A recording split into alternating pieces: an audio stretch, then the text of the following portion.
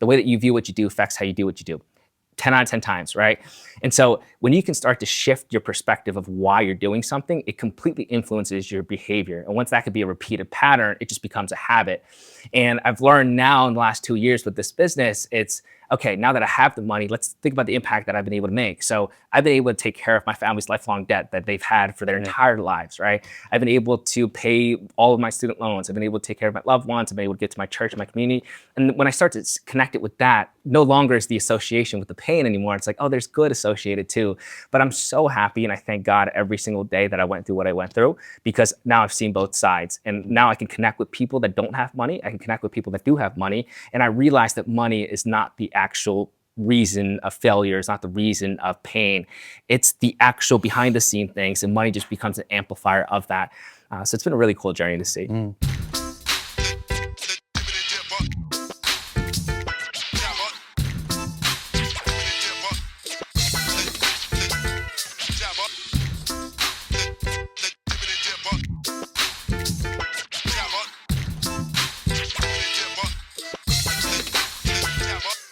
Guys, welcome to another episode on the Tokyo Tour. Today, I'm joined by a Calvin Klein underwear model. Oh, man.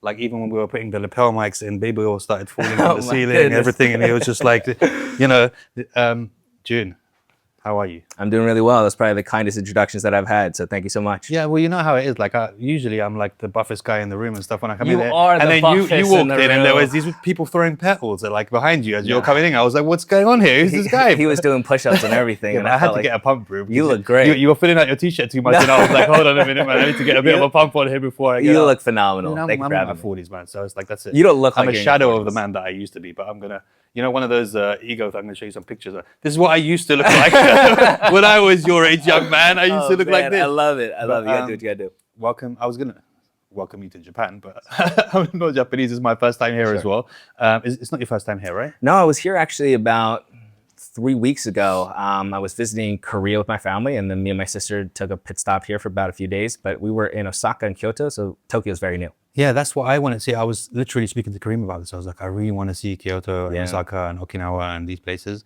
And unfortunately, it's just not going to be enough time just in this thing. So definitely, for sure, I have to come back. We'll come back together. Yeah, for sure, 100%. Let me train a little bit first so I can get ripped and then we'll come back. So tell me about what Basement means to you. Yeah. And your involvement with it here in this time. I'm very fortunate to be a judge in this year's World Final. It's been remarkable of an experience. When they first pitched it to me, I thought it was a no-brainer because they were telling me about the other judges. They were telling me about the fact that it's really a get-together of some of the best young minds. And I'm not that much older than them, so having an opportunity to hopefully be able to give back in any way that I can has been such a cool experience. Even in the last few days, there would be the participants coming up to me, introducing themselves. Some of them have seen the content, so they would even base their business around the things that I would need in my own pain points. So it's been fabulous, right? The fact that these individuals are coming from completely different countries. It's some of their first time traveling. So I'm just being inspired by them, and hopefully Rebel Basement is just an opportunity for them to launch whatever product that they got, and hopefully we can help and aid in that process. Yeah, I mean, it's incredible. I was just like discussing the opportunity that they're doing and how they have these opportunities now. Like back in my day in the 60s when I was young, we didn't have this kind of stuff. It was like, if you made it because you were something like outstanding. Do you know what I mean? That it was not up for conversation. But I feel like this gives people so much opportunity who might have fallen under the radar because they didn't know what direction to go in or where to kind of seek out the help. And it's awesome. And I think I'm the perfect example of somebody that wasn't supposed to make it, right? My parents are from Korea. And so when we immigrated to the States, it always felt like I was out of place, right? I wasn't necessarily the smartest or definitely not the most skilled by any means, but social media became that medium in which I could present a message through. I've been doing it every single day now for the last 5 years, and it's just have taken off to the level that it's at today. But yes, I think it's exactly that. These individuals are 19, 20, 21, 22 with this vision, and it's in my hopefully best interest to help them do it through socials, right? Or do it through some form of content medium. And I know that you're doing content here. We see the power of branding, and it's just been fabulous to watch that. It's crazy, the social media. I mean, literally Trump won the election through podcasts. Right. Right? I mean, like him or hate him or love him, whatever. But I feel like one of the reasons that he actually won was because he went on to the top 10 podcasts in America. just before the election and had so much FaceTime. Yes. And this is media now. Like podcasting is the way forward now, where people are just going to that for their news. They're going to that for the people, and you can build such a bigger relationship with someone through this medium. You know, and I was saying to someone the other day when we were talking about it, is that I often get calls from my friends going, "I didn't know you were such great friends with this fighter or this celebrity or this thingy." And I was like, I wasn't. I met him 3 minutes before the episode. Right. But what I've done is we get to condense 2 years of friendship into half an hour or into an hour. Because if I met you, I'd meet you now at this downstairs. Sure. We'd have a 10-minute conversation. Then I might meet you at another event a year from now. Right. There'll be people there. You're on your phone. You're uploading something. So to have an hour and a half conversation with someone, you cram so much in there that usually outside of the podcast, it would take so long to build that kind of, you know, you don't have conversations for like 2 hours with no phones and no distractions anymore, right? Absolutely. And to be honest, this is my very first podcast. Oh, wow. And I'm super excited for this one to be my first. And pleasure. I just love the fact, because from a podcast listener's perspective, it's exactly what you're talking about, right? When I'm running, I have it in my ears and I'm listening to it. Yeah. When I'm even studying, and perhaps it's a lower cognitive effort one, I'm listening to a podcast. I'm constantly listening. And I feel it is such a great way to deepen your relationship with your audience. And podcasts and other social media forums, it's been such a cool evolution of the new media. And I really do believe the people that can quickly adapt to it, they're better off in regards to their business, but also fulfillment, because it gives you so much dictation and power of what you produce. But yeah, I love what you're doing, and I'm super excited. No, I appreciate it, bro. And having people like you on is you know, an honor and a pleasure itself. But yeah, it's just crazy. Like you said, listening to, I would listen to a 4-hour Rogan episode like when I'm training or doing something like that. And some people aren't like that, but some people are. And it's crazy sometimes through social media how people get to know you and you don't realize they're getting to know you. You know, there's been times where you forget you're being filmed, right? So true. I'm having conversations during the podcast, and then I'll be in the mall in Dubai and someone will say a very inside joke to me. And I'll be like, how do you know that? And then I'm like, oh yeah, I forgot. They must have watched the thing, right? This exact thing happened to me yesterday. We were at the dinner for the Red Bull Basement World Finals, and one of the participants came up to me, and she's creating this awesome product with regards to music, right? And she had watched a video of mine from probably a year and a half ago that I don't even remember making, but I had talked about the fact that sometimes when I run, I don't have music in my ears, right? I like to kind of disconnect and just go without it. She asked me a question about that. And in my head, I was like, I don't even remember creating that piece of content, but it's so cool that you are deepening this relationship. And that's why it's so important, I feel like, to be your vulnerable self. Of course, you can control what you want to share, but there's great power in showing the different sides to you, because people are going to relate to certain aspects, and then they're going to show up to you on a dinner and tell you that that video meant a lot to them, right? Yeah. It's so cool to see. It's crazy. Kind of funnily saying that we're in Japan now.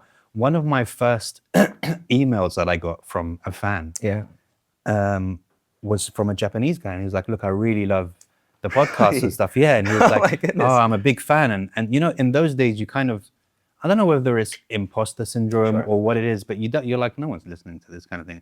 And then he told me where he was from, and I was like, let me just for a laugh go on Google Earth and look. And it was like in a mountain somewhere with like a goat just hanging off the side of it. And I was like, how did it reach? Like, how do you even have internet there, let alone like found me somewhere? So you kind of forget how many people you could reach or where they are. And it is crazy how social media can do that, where someone can come up to you and say, oh, you know, that really helped me with something I was going through in my life. And you're like, oh, yeah. Yeah, and it's the greatest source of inspiration too. When I was in Korea just a few weeks back, there were individuals that recognized me, and that blew me away, right? Because if you look at my analytics on social media, Korea's not even close to being on the list at all. And the fact that that content piece has impacted somebody across the world gives you the greatest sense of inspiration. Like, I'm doing something that matters and you can help people. So whenever I think about in moments where it is obviously sometimes a little bit tough to post content if you're going through something wrong, but seeing those types of moments, it's like, all right, that's why I'm doing it. That's my purpose, reconnect to it. Yeah. But you say that, but 8 million followers, there's probably about 1,000 of them in Korea, even if they're not on the thing. Like, you kind of... You know what's bizarre? My team knows this very well, and they thought I was crazy for saying this, but for the first year and a half, I did everything I possibly could to not look at my homepage on any of my platforms. I didn't look at my Instagram followers, I didn't look at my TikTok followers, and when I just recently started YouTube a year and a half ago, I didn't look at that either. And I think there's a really important message on my end where it's all about the input, right? If you have a desire to help people and you know the content, you just need a body of work to improve upon. That's how I thought about it. So it's on a daily basis. I've posted a piece of content all throughout the last 5 years. And that naturally has transcended into millions of followers, which I could have never, ever, if you asked me this question 8 years ago, when I was a high school awkward kid that never used social media at all, I would have told you that you were lying. But today, after posting every single day, you start to realize, yeah, there are people in Korea that recognize you, and it's been the coolest journey for sure. And the networking side of it is crazy as well, because, you know, I did an interview with my professor in jiu-jitsu. He's huge in jiu-jitsu, and he's one of the first people to bring jiu-jitsu into the UAE. Very cool. And he said, "Oh, I'm honored to be a part of your library." And I said, "What do you mean?" He's like, "This is one of the best libraries in the UAE." And I was like, "What do you mean?" He's like, "Yeah, well, you got celebrities, you got athletes, you got comedians, you have actors, and it's a library of knowledge and conversations." And I was like, I never thought of it like that before. Do you know what I mean? It's the thing that I try to explain to people that I don't necessarily know how to phrase, because the first time that something crazy like this has happened was Gary Vee. Yeah. Gary Vee had featured me in his book, and I've always looked up to Gary Vee for some time. I think everyone knows who that is, right? And he had put me in his book, just a little excerpt, but to me, it was like, whoa, somebody like him had recognized me, right? And then he was messaging me through Instagram, and that even was such a bizarre moment for me. I'm like, who am I to be talking to somebody like him? But it's happened so often where it just blows me away, the type of connections that you can make through socials. And it really does hopefully resonate with people watching, that I know there's probably a large portion of your audience that wants to get into it and they know the benefits of it. Like, they should do it. You know what I'm saying? Like, whatever we can do to push them to really pursue it, I hope that we can, because I talk to my audience a lot. We've even done a ton of surveys, and we've seen consistently about 70 to 80% of people in my audience want to do social media themselves, right? They want to make the connections, they want to have an impact, but they're afraid of the judgment that they're going to experience from others. And I really do everything I possibly can to say, no, you'll never be judged by somebody doing more than you. It'll always be those that are doing less than you. And I try to push it to them, but hopefully I can continuously do that, because I mean, we've both experienced the power of social media. So how do you, okay, this is a two-part question, which is probably going to turn into an 8-part question, because this is Jibber, so you never know where it's going. How do you, this is something that I have a problem with. Sure. So my brother's always like, mate, you should speak to this guy. He's a billionaire, and your other friend is this, and you should get into business and do that. And for me, it's really weird, because they become my peers, right? Yeah. So I don't want to ask people or pitch anything or talk business with them, because that's not why I'm in this relationship, right? And other people don't see that. They're like, oh, if I knew this guy, I'd definitely try and do this with him and try and do that.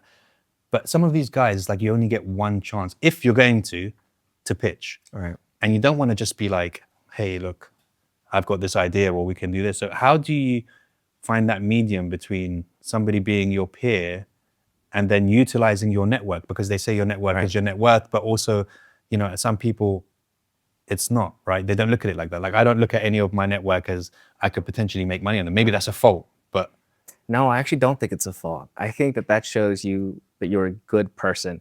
What I mean by that is, often people from the external side don't really know that people that are extremely successful, they're fantastic at what they do, but they're human beings, that they have problems too. And when you're in moments like this, where I watched you through a screen, right? And to me, you're an awesome, awesome human being, and I can't imagine the successes that you've had. But when we're talking, I connect with you as a human being. And in those moments, you like to try and amplify that experience as much as possible. I'm not thinking about, hey, what business could I potentially pitch with you? What type of partnerships can we do? Because naturally, you want to be in goodwill with that relationship.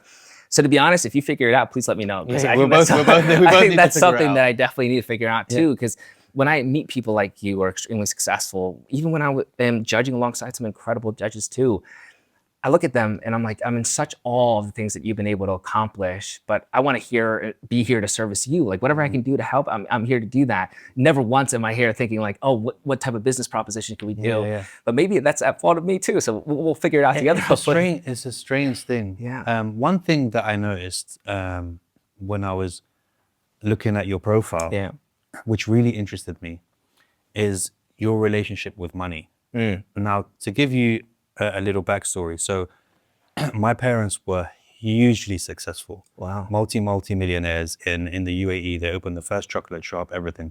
My father had a heart attack. So he lost all the money, gambling, had a heart attack and passed away and left my mother to just figure it out.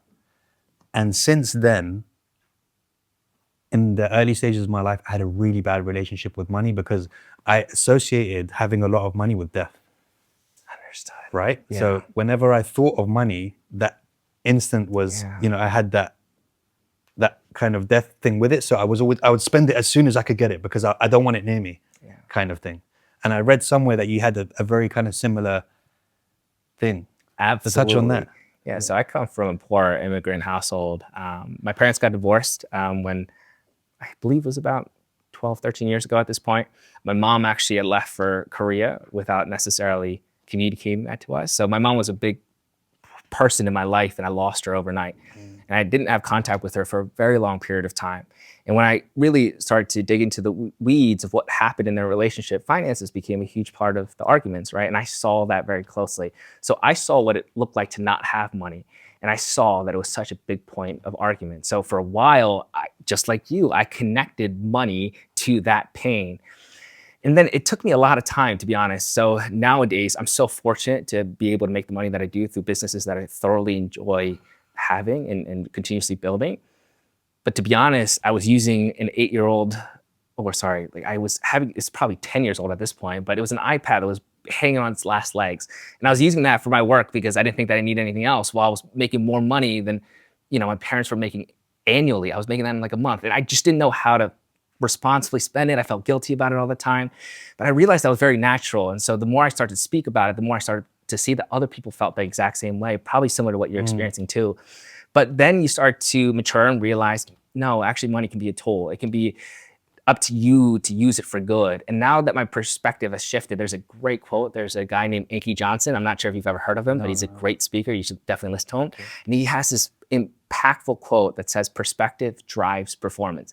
The way that you view what you do affects how you do what you do. 10 out of 10 times, right? And so when you can start to shift your perspective of why you're doing something, it completely influences your behavior. And once that could be a repeated pattern, it just becomes a habit.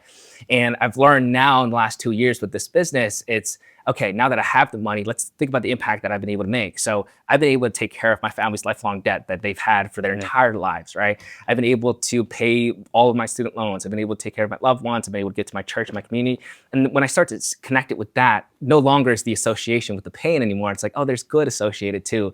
But I'm so happy and I thank God every single day that I went through what I went through, because now I've seen both sides. And now I can connect with people that don't have money. I can connect with people that do have money. And I realize that money is not the actual reason of failure. It's not the reason of pain. It's the actual behind the scene things, and money just becomes an amplifier of that. So it's been a really cool journey to see. So you're now reconnected with your mother? Yeah, so actually when I'm saying that I went back to Korea for the first time, I was born there, moved over to the States when I was 3. And this last 2 months ago, it was my first time going back, and it was to visit my mom in 10 plus years. And that was the first time that you met her again? Yep, that I met her again. Do you want to talk about that? Sure. Just the obviously the emotions that came with it before, how you actually reconnected as well. I think it could be quite interesting as well. Absolutely. When you have that type of trauma, I think that you often subconsciously neglect it. I think you do everything you possibly can to get over it. And so I started to curate assumptions to make sense of my reality when I was like 13. Exactly. So in my head, for a while, you would think that maybe your mom was a bad person or something along those lines to make you feel better about your current situation. But as I matured and I got 6 or 7 years removed from her being around me, that's when we first reconnected through the phone. And in that moment, my heart absolutely sank because it reminded me the fact that, no, she's my mom. She was my best friend for the 10 plus years of my life where I had her. And I'm so grateful that she raised me up to the point that I was able to be raised by her. She's a lovely woman. And I mean, everyone has problems. Everyone makes mistakes. And in that moment, there was a level of forgiveness that was associated with it that really hit home. And so then I was in school at that period of time. I always told my mom I'm going to go visit her once I graduated. And that's when my business started to take off. So then I'm like, no, I'm paying for all my family to go out. So then me and my brother, my sister-in-law actually went together. And it was really cool because I could take care of them while we were in Korea.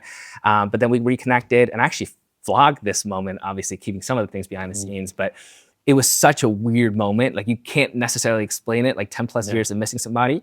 But once we were together and you start to hear her stories, the more real it became that, again, we're all just human beings that have our faults. But whatever you can do to kind of forgive people and be understanding of that, I think the world becomes slightly a better place. So yeah, that's a little bit about how we reconnected. And now we call every single week or so. So that's been a really cool experience going from not connecting with her at all to this. It's definitely been a blessing given by God. Yeah, I guess sometimes it's hard as a child to understand the reality of how sometimes life intervenes, right? And it's not some, as we mature, we start to go through our own things in life, and we're like, okay, I can see the similarities here, or I can understand now. But I'm sure, during those first couple of years, it was so difficult to understand. Yeah, entirely, right? Because when you are young, you have this vision of the world that it should be the way that you think it should be. And when you grow up, you realize, actually, I'm a horrible person too, right? Like I know the thoughts that I have, I know the mistakes that I've made. And if I judged myself off of every poor mistake that I've ever made, then I'm the worst human being ever, because we know our biggest insecurities, right?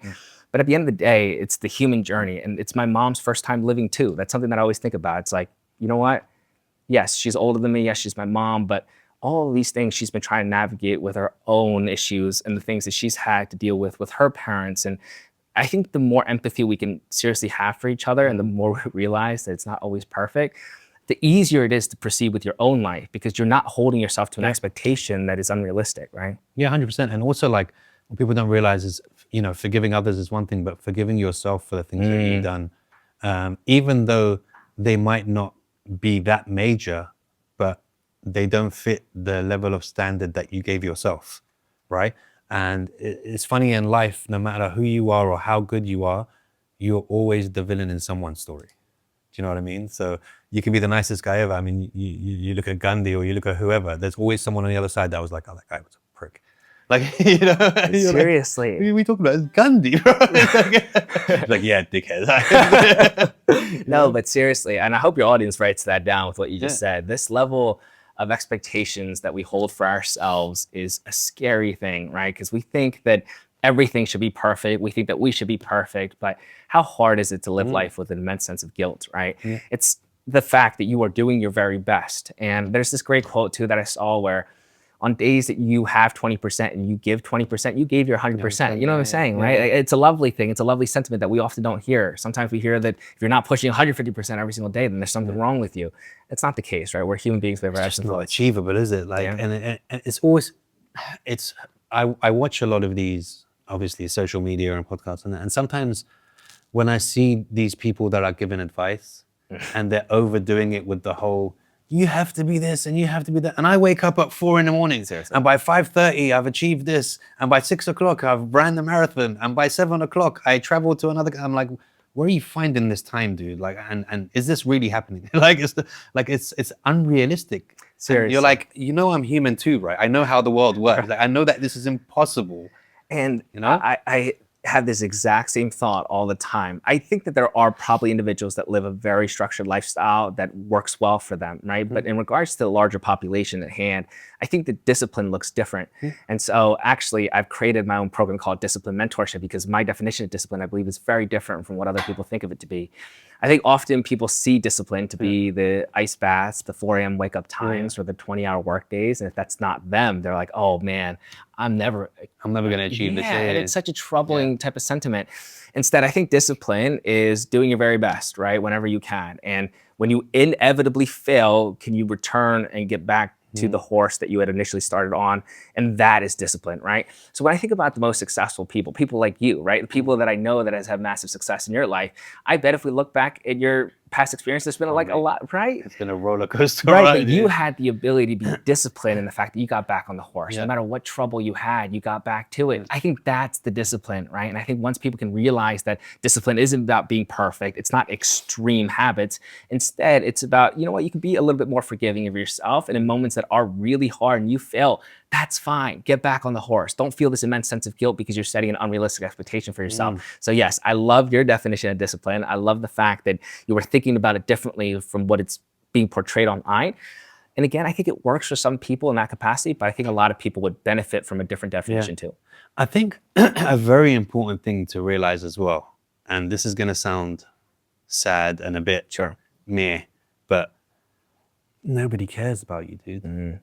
Like, I know this, and it's a good thing, but nobody cares. Everyone is so caught up with their own life that they really don't care.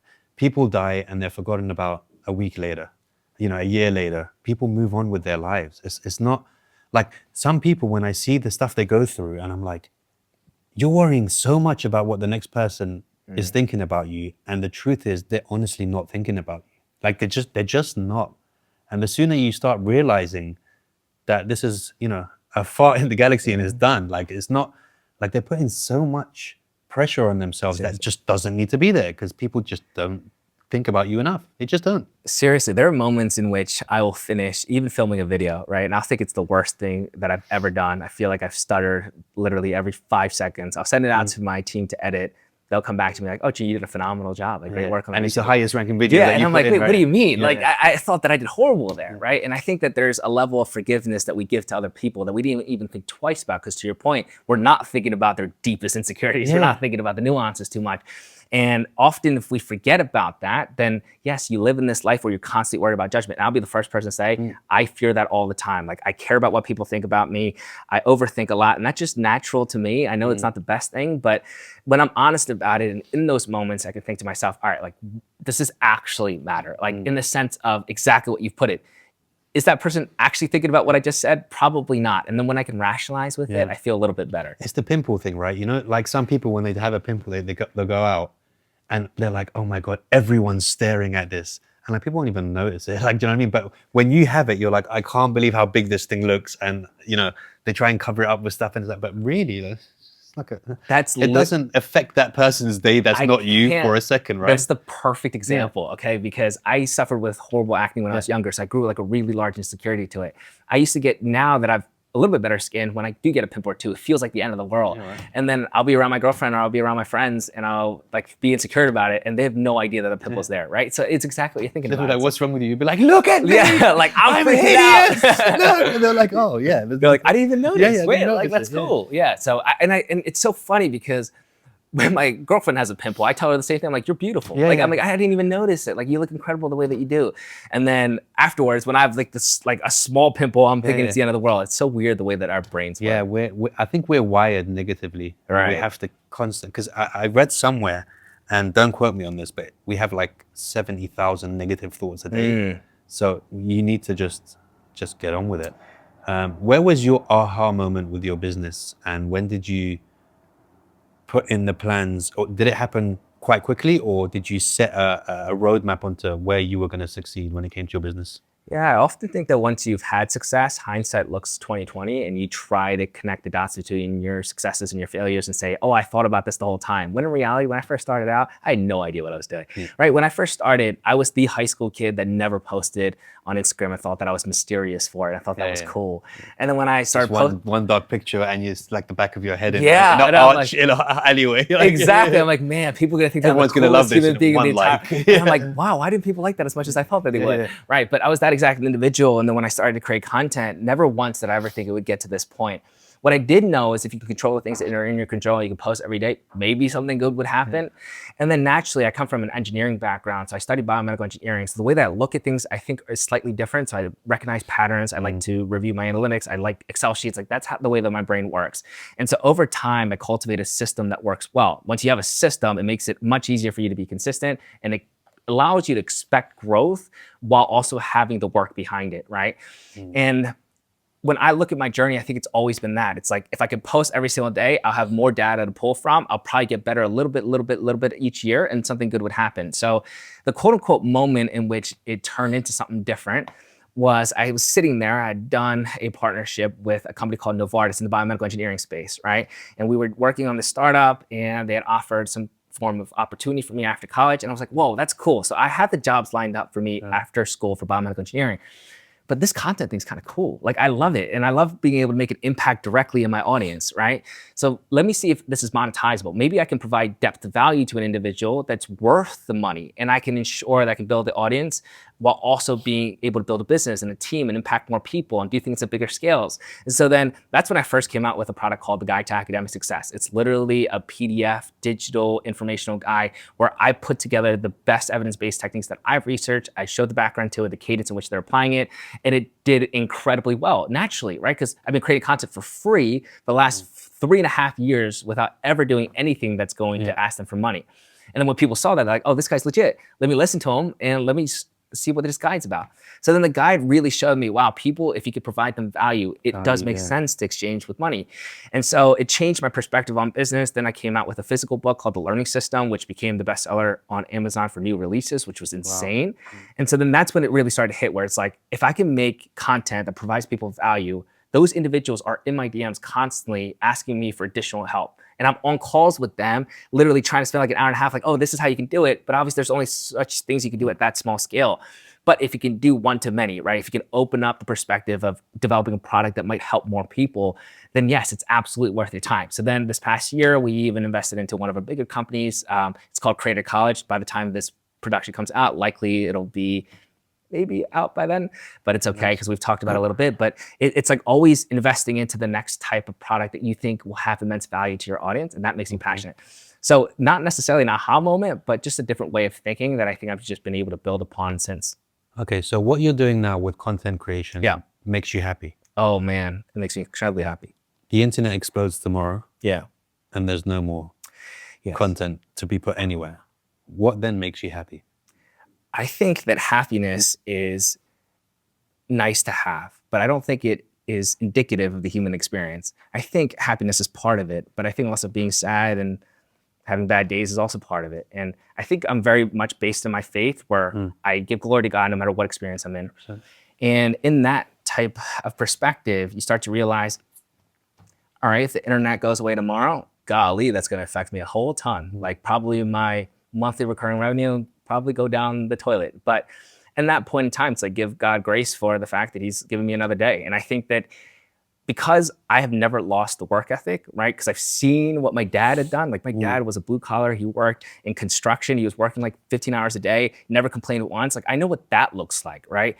If I complained about the fact that my Instagram page goes down tomorrow, my dad's gonna look at me and he'll be in a very loving way, like, come on, Jim. Right? But they always have exaggerated stories, right? I used to walk 45 miles to school. Like, you went to school in a different town. Yeah. That's a good point. So yeah, deciphering between my dad's stories is a really important thing. But yeah, I think to your point, it's if the internet goes away, then it would absolutely suck. But do I have the confidence that I'll perhaps figure it out?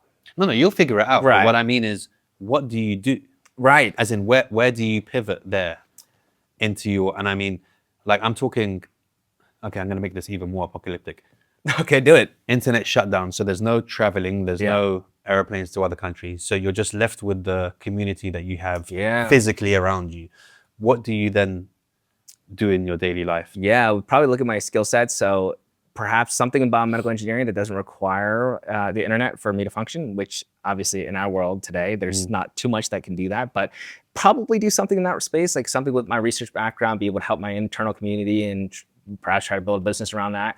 I think it is really important to have like layered skill sets, right? And I'm so grateful when people looked at me in my entrepreneurship classes in college and I introduced myself and I said, hi, I'm Jun, I'm a biomedical engineer. Everyone looked at me really funny because like, why is he here? But I think it was important for me to develop those skill sets because it makes me feel a little bit more confident. Things were to go awry, that I had something to fall back on. To be honest, I have no idea if I would be successful in it, but I think it'd be worth a shot to do something in that biomedical engineering. I mean, you're lucky you're Korean because it works that way. Being an Arab, going, hi, I'm Ahmed, I'm a biomedical engineer. They'll be like, oh shit, what's this guy gonna do now, bro? Okay. You know what I mean? But yeah, look, again, these opportunities and being around here, coming to Tokyo and being a part of this, is there anyone in particular that you've seen, this is gonna come out after we have the winners and all that stuff, that has really caught your eye that you're like, oh wow, these guys are... Yes, I'm actually going to highlight the team from Canada. And I'm doing this because they're actually the very first team that I met. I was walking through the streets, they recognized me, good on them for doing their homework. And they had introduced themselves and the way that they carried themselves, forget the idea, right? I think in such an early phase conceptualization stage, you're not necessarily going to have the most fleshed out idea, but the way that they had confidence about their idea through me I was like, I was not that confident when I was 19. I'm probably not that confident right now. And so seeing those types of personalities have really drawn me in. So the team from Canada has been incredible. The girl from Germany was incredible too. So that, alongside the fact that today we actually met for the first time as judges. So I got to meet the whole panel and introduce myself. And man, do I have imposter syndrome all the time. Like looking at that crew, I'm like, wow, they're so talented. So I've been in awe of definitely the participants, but the judges too. Oh my goodness, they're incredible. They're so smart. They're beyond more capable than I am in their capacities. And yeah, I think it's been the judges that have been really blowing me away. And then some of the participants in terms of their confidence and their energy.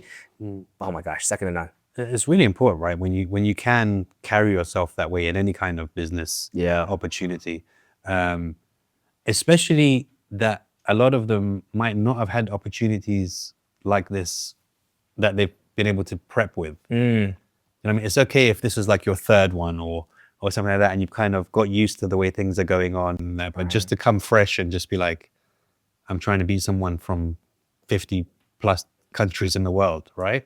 Insane. So it's not a small competition. It's like a major thing going on here. This is like the kumite of innovation, right? I was talking to Ian, the host of this competition. We were taking a cab. Such an incredible guy, by the way. And we were in the cab together. He literally said it more perfect than I could have said it myself. He's like, it's the cream of the top, but the cream of the cream of the top. It's the individuals that literally, I believe there's like tens of thousands of applications. 40 teams got chosen to come here, right? These individuals, it's their first time traveling outside the country for some of them, right? How crazy is that? They're like 21 years old coming to a competition in Tokyo. There was an individual from India. Okay, so there's one team from India that literally told me they arrived that morning of the opening ceremony. They didn't even have time to check in at their hotel. They brought their suitcases to the opening ceremony and came up to me and said hi and introduced to me their idea. That's immense guts, right? And I keep saying this over and over again, whether their idea gets selected for the winner of this competition, if they can keep up that type of energy and personality, the impact they'll make on the world and for them and their families, it'll be incredible. I mean, the story alone is cool. So like to even go back and just be like, yeah, I just came back from Tokyo where I just competed against 40 mega minds. Seriously, there's even some individuals, and I love the fact that they're honest with me. They came up to me and said, Jun, to be honest, there's a lot of good competition here. I just kind of want to enjoy the experience. I'm like, cool. Like, I don't judge you at all. That's awesome. The fact that you are coming to Tokyo, the fact that you are selected in this type of group, the fact that you're making connections now that could be potentially business partners, the fact that you have the guts to introduce yourself to me when I definitely wouldn't have had that guts. Man, you guys have already won. So it's been so cool to see that. Yeah. Okay. The younger you, we're talking about you said you were very kind of introverted, stuff like that. How does that person deal with this person? Yeah, I think, if you know what I mean, like how does he see him? Does he know that he was gonna get there but didn't know how, or is this a completely different Jun than you were before? I think if I was to stand in front of my younger self, he would say, "Job well done."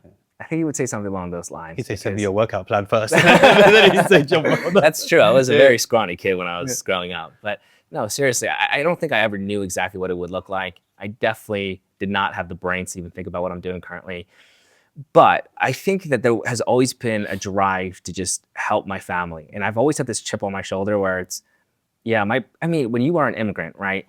There's so many stories in which I could tell you. My dad would go to a grocery shop and he'd get looked down upon. People would make fun of him because he couldn't speak the language, right? And I saw that. And when you see that as a little kid, you're like, yeah, it's the world against me. Like, I'm going to do something for my family because they can't do it for themselves. And so I didn't know what it looked like. But when I was young, and I was stupid for a lot of it, I still am, I think. But naturally, I think I've always wanted to do something right by them. So I think if that younger self looked at me, you'd say, job well done. Maybe ask for a workout plan. But I'm very grateful to be where I am. And what advice would you have given him, knowing what you know now, the other way around? Fantastic question. That's why you're really good at this. There's this one thing that I always tell people that I wish I could go back to my younger self and say, and it's stick to one thing and do it for long enough and you'll figure it out. I have now seen so much of social media because my business is on it, my life is on it, I'm constantly consuming it, that I recognize that everything is eye candy. What I mean by that is if you're doing podcasting, you believe in it, and absolutely you should. It's changed your life. So of course you're gonna talk about how podcasting is such a great medium. The person that's doing drop shipping is probably doing that out of the goodness of their heart and saying that, yeah, that is the way that you should do it. But when you are somebody that's 18, impressionable, and you're looking at 40,000 different people telling you 40,000 different things are really important for you, it's eye candy. And it makes you feel like you're missing out if you do one thing that you can't do the other. But I really do think that they're just little starting blocks. If you were to do a map, I know I wish that I had a drawing board with me, but if there are different little starting places, at the very end, I think that's the goal that you want to have in your life. Maybe it's a better life for you. Maybe it's financial freedom. It's time freedom. But these are just starting places that will ultimately get you to that place. But you start to recognize that these paths are not linear. These paths tend to curve and they start to run into each other. And you start to build up more skills over the way. But as if you keep on going, if you stay focused on whatever that path was and you don't get distracted by the eye candy, good things will happen. You will ultimately get to that place and you'll see that you're making progress. And I always say that if you're making progress, you're doing two things for yourself. You're building confidence because you've proven that you can do what you set out to do, but also momentum positively, right? And you know what that feels like, right? You get on one good podcast guest and the conversation goes well and you have this desire to continue going. So if I was to go back to my younger self, I would say just do that one thing and keep going at it. I'm so lucky that it was content creation that just happened according to God's blessings, but that's what I would tell everyone else too. If you're younger, just pick that thing. I know it feels like you're missing out on something else. Just do it for long enough. What is it that you would like to...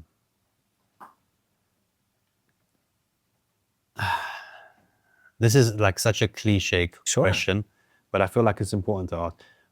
Not legacy in general, but what is it like? For example, one of my favorite quotes that I've heard is, "A society grows great when old men plant trees in which shade that they'll never sit in." Right?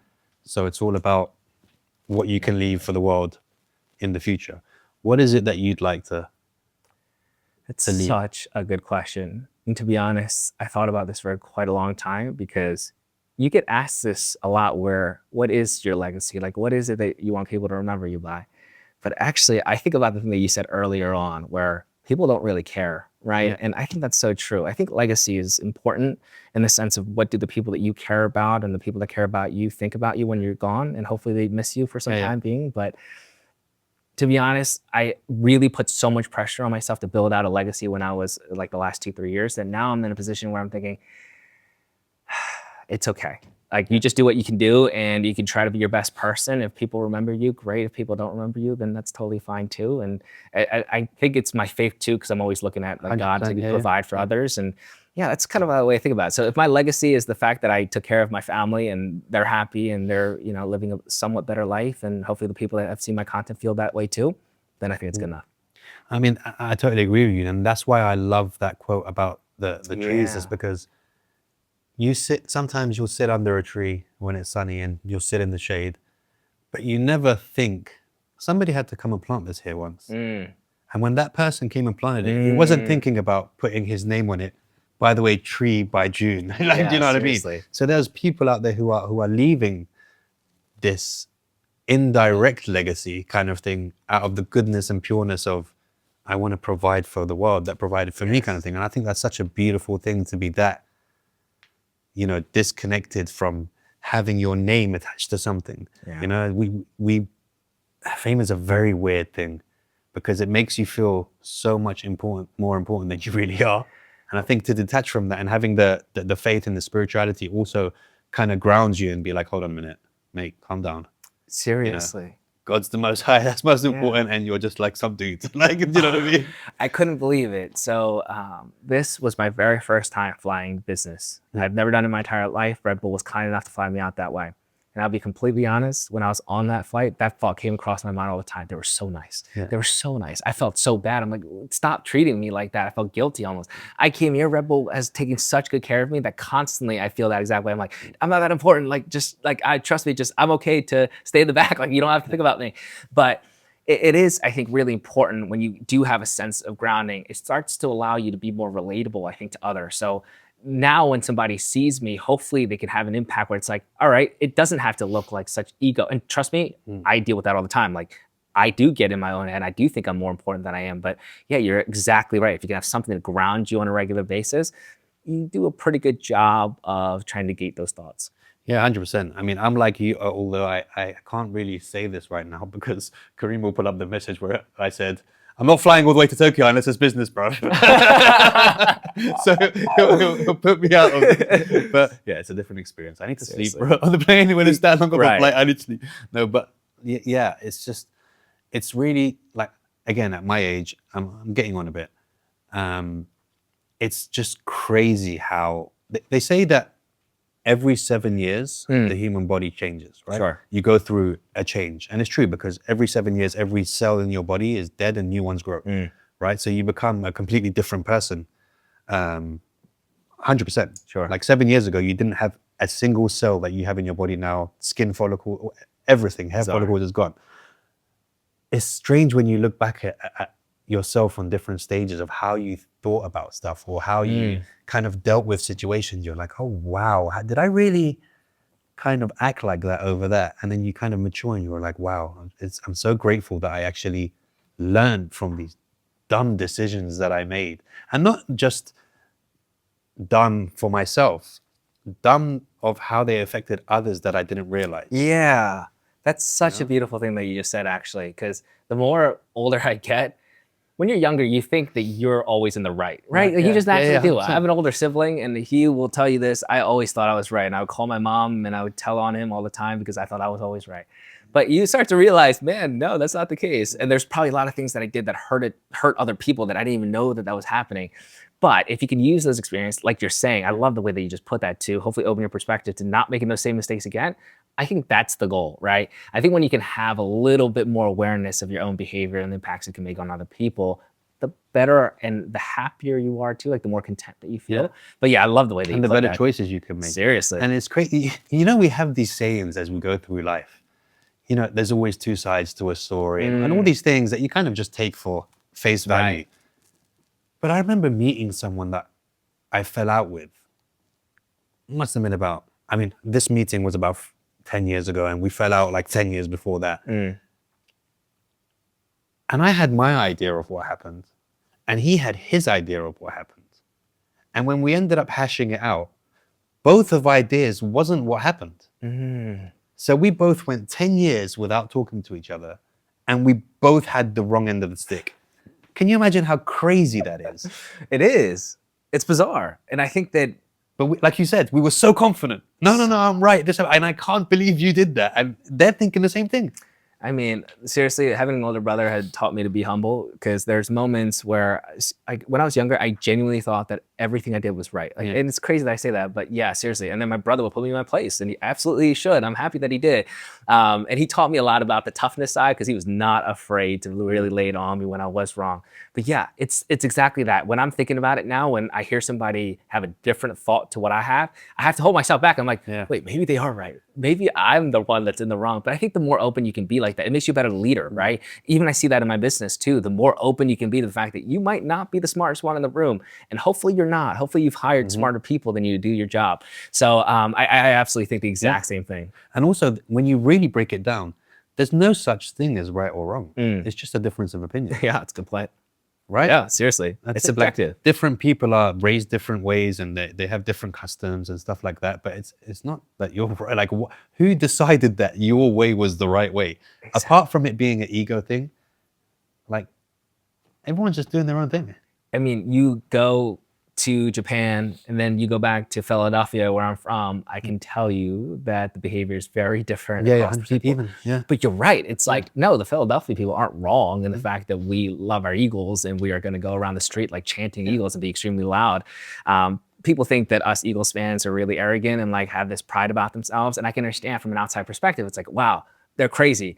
But you go to a culture like this and it's completely different, but they're beautiful in the things, in the way that they behave and the way that they interact with each other. So yeah, I think you're exactly right. I think you hit it on the, and I think that's a message that should be shared a lot more, where it's, you know what, there is inclusivity of thought where, you know, you might not be the smartest one in the room. And our differences is the beautiful thing about life and the world. The fact that we have so many differences is the interesting part of it. Yeah. Because if we were all the same, this shit would be the most boring ride ever, right? If I had another me in the same room, I would lose my mind. Yeah. I would hate it. Yeah, so you're absolutely right. I want somebody different around me because I think it balances out in ways. Yeah. So what is your plans moving forward now? Yes. I mean, Creator College is a huge project for us that we've been working on for the last year, and we basically want to be the best creator educational platform. We believe that we have the experience in-house, and we've developed a team of really talented creators to help us teach this. But yeah, that's like my next big thing where a lot of my energy and focus has been on it. I mean, it's been crazy doing the Rebel Basement, like every single time in my corner, just go on and Slack and be like, hey, this is the message. I'll respond. You know what I'm saying? You know how it feels. But yeah, that's probably my next big thing. But to be honest, whenever I think about like long-term goals, I don't really have any. I think it's like, if I can do my very best in that moment and have somewhat of a general overarching position of where I want to be, then I think things will go okay. But yeah, Creative College is like that one specific thing that I'm really looking forward to. Here's a question. Hit me. Life changes when you have children. And I mean, look, I was talking to a friend of mine, Andy Elliott, who's right now he's super trending. He's doing a lot on, he's a sales coach. And I was saying, kids don't want money, they want time, and they want you to be present. How do you balance business and family together when you're so successful and it requires you to be 100% focused on that? How do you prepare yourself for that, hey, I need to kind of slow down now? Do you have kids yourself? Yeah, I've got 3 kids. Can you please provide me tips? Because I would love to hear it, to be honest with you. I turn down everything if it means getting in the way of spending time with my kids. They're my best friends. I've got like a 23-year-old who's disrespectfully taller than me and has more facial hair than I do. And I've got 7-year-old twins. Well, I'm sure if they look like you, they look real handsome. No. They look like the mum. That's why they're handsome. To me, the inside is me, but the outside, it's all the mums. Okay, good. Yeah, I don't go out. I don't go clubbing. I don't do anything that's going to jeopardize my time with them. And I think because, it's really important. So I got to a stage in life where I started valuing everything by time. Even stuff like buying shoes, that would have cost me about 25 minutes. Or if I'm buying a car, that's going to cost me about 2 years worth of my time, because I have to work for that money, right? Yes. And that you're giving your time to make that money. So I value everything with time. So if my time's not worth that, I'd rather value that, what I'm going to do in that time, then I won't take it on, like, kind of thing. That's so inspiring to hear, because I really do think the answer to that is know what's of value to you. It's not that somebody who doesn't necessarily value the way that you valued your family is wrong. Exactly what we just talked about before. But that's exactly what I think. Because to me, now that I have the finances for it, there are times where I'll take off work just because I can, because my dad doesn't speak English, and I wanted to make sure that I accompanied it to him with his doctor's appointment. It's because that's what I prioritize, and I know that I've always wanted to have the freedom to do that. And it's like, cool, yeah, I'm probably losing out on money that day, but guess what? Like, does it really matter? Like, is that really going to impact my daily interactions and the way that I live my life? Probably not. So I think you've done, yeah, exactly. I think you've done such a great job of understanding your priorities and just keeping that the main thing, to keep the main thing the main thing. And I hope that I do that. I don't know yet, but when I have kids, I hope that I'm a good father like you probably are, and hope that I can spend time with them, because I mean, coming from my background, like, I know what it felt like to not have my dad and my mom around. That's my main thing that you're saying now. So because I grew up without a father, it was so important for me to be around, like, more than usual kind of thing, because I knew as I was growing up, there was so many, so my mother kind of had to be my mother and father. So I didn't have that, oh, honey, she had 3 kids. She just moved to a new country. She had to be stern. So I didn't have that very kind of like, lady kind of like, it was just like, are you alive? Good. Go to sleep. Tomorrow's another day. Let's make it through that one kind of thing. Right. So I really missed that. And obviously, growing up as a teenage boy, you're not going to talk to your mom about certain things that you're going through. And that. So there was so many things missing that I'm like, on my deathbed, will I not make sure that I'm around, like, kind of thing here. But seriously, I want to give you the greatest sense of appreciation and applause, because what you've just demonstrated. Don't do that, Jun. No, seriously. Keep going to that camera over there, please. Seriously, how cool is he? Think about what he's been able to build. But the way I mean about that is, people go through hardship, right? But people respond differently. The way that you responded to your hardship was, I want to work my tail off so I can build a different experience for my kids. That's beautiful, right? Yeah. To be able to take a hardship and turn it into something beautiful like that is incredible. And I know that it was probably not easy at all, right? And I think that too with the whole, my familial situation, with the fact that, it was not so easy a lot of times, but I'm glad that I went through it, and you probably have somewhat of that similar 100%. Yeah, it helped me to understand how I wanted to be as a father, which, I've spoke about this before, which is why I don't care about views and all that stuff. Like, this whole podcast it came out of a legacy and fear that if I passed away, because I have that, my father passed away when he was 30, right? Yeah. So if I die tomorrow, I've left my children with 1,500 hours of what I was like, the way I laughed, my jokes, my kind of character or whatever. Out of that fear of being left without anything, at least they'll have that kind of thing. So that's my why of how I do it. So I think that's important for people to realize that, you know, life changes in a day, dude. Seriously. Both ways, good and bad kind of thing. So it's important for us to kind of ground ourselves and kind of figure out what's important to us. Geez, that was There's nothing beautiful. more important than family, I don't think. I'm the exact same way. I have a question for you. The way that you just put that earlier in regards to if the internet went away tomorrow, what would I do? And I have that thought in my back of my head because I think I've never been asked that before. I'm curious to hear your response. If the internet went away and your podcast went away tomorrow, what would you do? I think I would continue talking to people because I'm weird like that anyway. I just talk to strangers. Like I'm that guy on the train that's like, "What are you reading?" Like, you know that guy. You know? But I haven't actually thought about it. I know that I'll survive. Yeah. And I'll be good. And like when I was younger, I've always had that hustle mentality. Sure. So there was these two cats that used to always sleep with each other next to my house. And it wasn't two, it was just this one that would sleep with everyone. Okay. So, you know, cats don't need 9 months to have kittens, right? They would just keep going and going. Sure. So every time that there was a litter of kittens, I'd put them in a box and I'd take them to school and I'd sell them to the parents. Oh my goodness. Like, do you know what I mean? I was a little hustler. You were an entrepreneur right? since your young age. So I know like I'll always find a way. Yeah. You know, one way or another, I'll find a way to kind of to get by. And it's always been that way. I've always managed to find a way. Like even this podcast was kind of like a pivot because I was, you know, a celebrity trainer. I train athletes and fighters and everything. And Corona came and they were like, train where, my friend? No. Stay in your house. No going out. No going to gyms. There's no such thing. And we were locked down for like a year and a bit. So I was like, well, what do I do now? So I just called my friend. I was like, look, I need you for episode 1. He was like, episode 1 of what? And I was like, I got no idea. Just meet me in the thingy. I was like, what equipment? Google it. What equipment do you need for a podcast? And I just bought it and then I just got on with it kind of thing. So I think that way I'd survive, but I would like, again, to be in service of others. Like, I feel like, you know, from a spiritual point of view and for just yourself, being in the service of others makes life better. I have a question too then, because I love that answer. In regard to what you teach your children, I think often my dad tried to teach me the greatest strengths that he had, and he tried to put that onto me. So I think my work ethic comes from the way that he works, right? Is there something in particular that you find as a strength of your own that you do present as a message to your kids, and you really try to hammer it home as a big message for them to carry? And is it the idea of like, you should be resourceful, you should hustle? Yeah, okay. 100%. And it's not just that, it's communication. Like I teach them very much to shake someone's hand, look at them in the eye when you're talking to them, be confident, you know, stand tall, you know, and they're also little jiu-jitsu killers and stuff. So I put them into jiu-jitsu because I want them to know that, like, once you're getting choked out every day, the rest of the day seems so much easier. Do you know what I mean? So it's like, start the day with people trying to kill you, and then everything else just seems, it just seems easy. It's like, all right, it's cool. Seriously. You know what I mean? So yeah, I think for them, and just kind. I remember going to a parents' meeting and the teacher was saying, oh, so this is their English book and this is their maths book. I was like, listen, just put all that aside. Are they good people? Right. Are they kind to the other kids? Are they boss? You know what I mean? I don't want them to be, I want them to be good people. I don't care about this because they're 7 years old. Stop telling me about this. It's not important. They can write, they can read, they can do all that stuff. If their handwriting's a bit messy, they'll figure that out next year. Yes. But the important thing is, do they listen to you when you speak?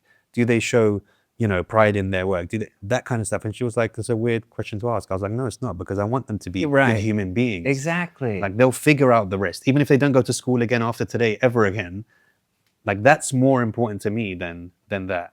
I have one more question because this is just fantastic. Welcome to another episode. Yeah, seriously, I'm sorry about Jibber that. with June podcast. He's gonna be taking over from here. I mean, the alliteration still works, so maybe I can do that. But in regards to this idea of trying to instill hard work within your kids, this is something I think about all the time, because I do think my work ethic comes from the fact that I didn't have much. But I disagree with the sentiment that people that have money, then their children won't work hard, because I think that there's good ways of parenting that can instill that type 100%. Of quality on them. So I want to ask you, someone that is successful, that has the money, that has the success, how do you instill that hard work into them?